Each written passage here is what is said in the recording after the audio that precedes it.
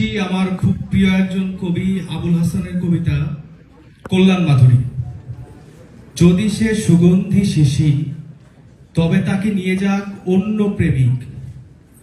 আতরের উষ্ণ ঘ্রাণে একটি মানুষ তবু ফিরে পাবে পুষ্পবোধ পুনঃ। কিছুক্ষণ শুভ্র এক স্নিগ্ধ গন্ধ স্বাস্থ্য ও প্রণয় দেবে তাকে।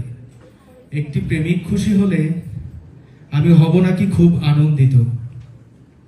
যদি সে পুকুর এক টলটলে সদ্য খোরা জলে রতন, চাল ধুয়ে ফিরে যাক, দেহ ধুয়ে শুদ্ধি পাক স্মৃতিরা সবাই। একটি অপার জাল জলের ভেতর যদি ফিরে পায় মুগ্ধ মনোতল, এবং গাছের ছায়া সেইখানে পড়ে, তবে আমি কি খুশি না?